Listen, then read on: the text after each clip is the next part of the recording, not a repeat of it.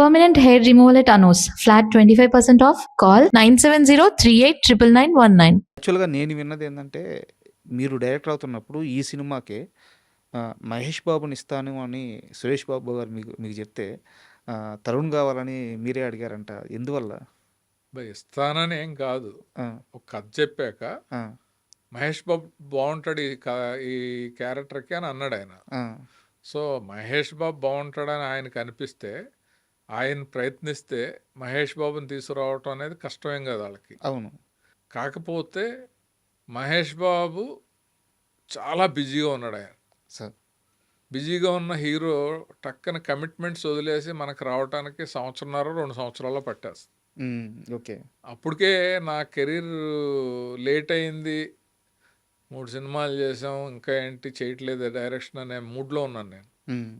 అప్పుడు ఏమన్నానంటే, కథ నాకు బాగా కాన్ఫిడెన్స్ ఉంది, నువ్వే కావాలి హిట్ అయింది కదా, తరుణ్ని పెట్టుకుందాం, తరుణ్ అయితే బాగుంటుంది ఈ క్యారెక్టర్కి అని అంటే, సరే అయితే నువ్వు వెళ్ళి మాట్లాడు అని అంటే, నేను మాట్లాడే రోజారామణి గారి వాళ్ళకి చెప్తే వాళ్ళు వచ్చి కథని వెంటనే చాలా బాగుందని చెప్పి అలా ప్రాజెక్ట్ స్టార్ట్ అయింది. ఓకే. ఇప్పుడు మహేష్ బాబుని ఇస్తానంటే వద్దనే అంత ఎవరు ఉండరు కదా, అంత పొగరు ఎవరికి ఉండదు కదా, సార్.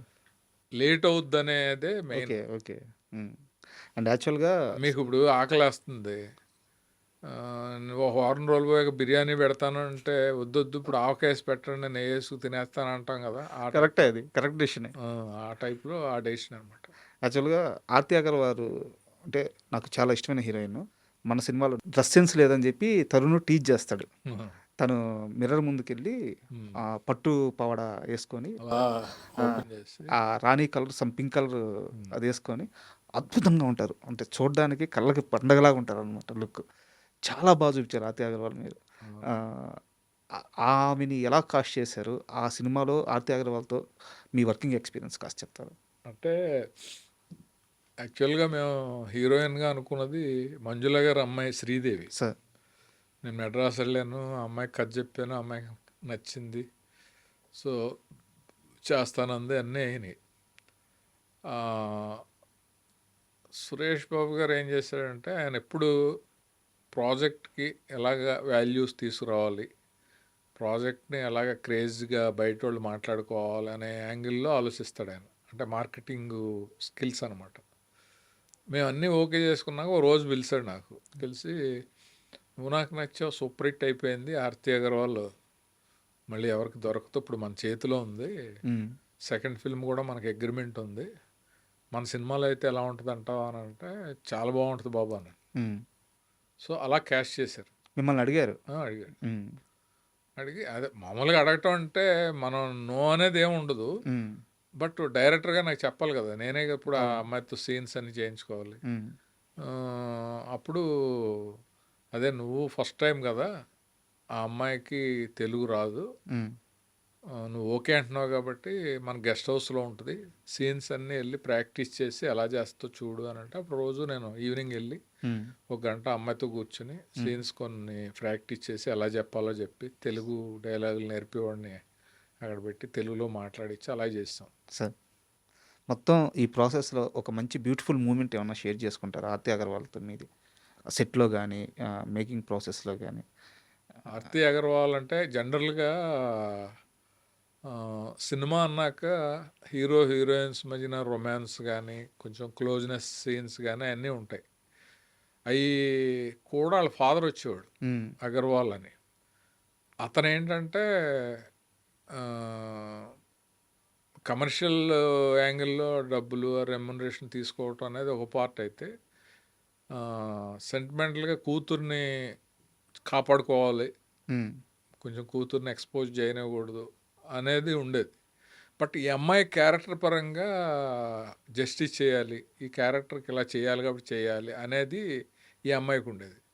సో వాళ్ళిద్దరికి ఏముందనేది పక్కన పెట్టేస్తే డైరెక్టర్కి కానీ ప్రొడ్యూసర్కి కానీ మాకు కానీ నేను యాజ్ ఏ డైరెక్టర్గా ఆ సీన్ పర్ఫెక్ట్గా రావాలి అనే దానికోసం మెల్లిగా ఆయన్ని డైవర్ట్ చేసి ఇంకో కారులో రమ్మని, ఆ కార్ డ్రైవర్ని 1 గంట లేట్గా తీసుకురా అని చెప్పి ఆ లోపు ఆ సీన్ అవగొట్టి అప్పుడు ఆ అమ్మాయి హ్యాపీ అయ్యి, తరుణ్ హ్యాపీ అయ్యి, ఉమ్, మా యూనిట్ అంతా బలి చేశారండి, అతను ఉంటే చేయనోడు ఈ సీను అది ఇదని. ఉమ్. అలాంటిది ఒకటి జరిగింది. ఇది కూడా ట్రబుల్ షూటింగే.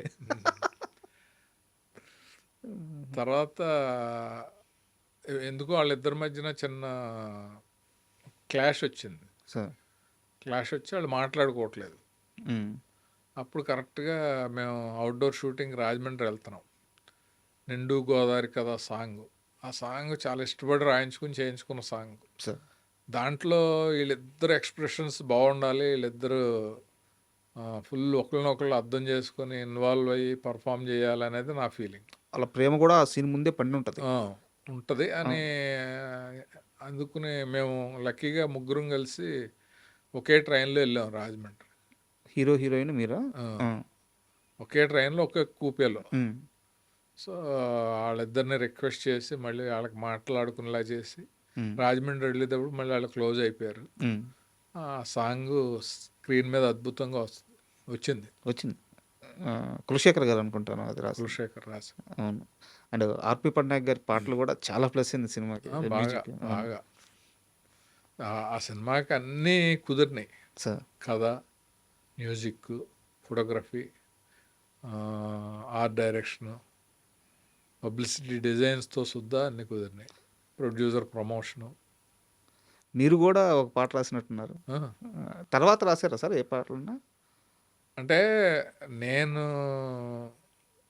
ఇంకా ఆఫీసులకి వెళ్ళి నేను పాటలు రాస్తాను అనే ప్రొఫెషనల్లో టైప్ కాదు, కానీ ఇన్హెరెంట్ నాలో ఏదో ఉంది.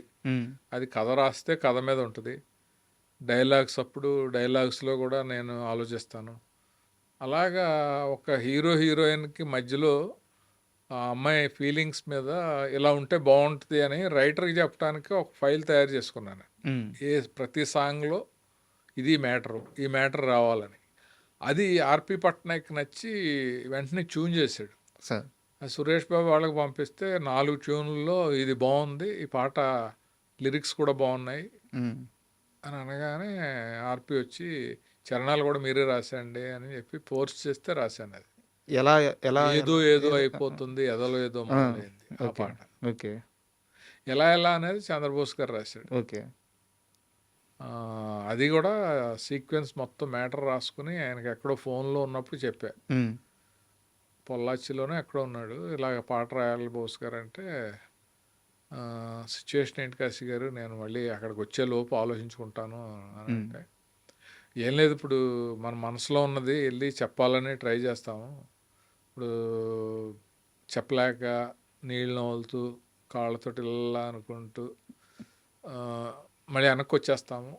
అలాంటి ఫీలింగ్లో హీరోయిన్ తను ప్రేమించిన ప్రేమని హీరోకి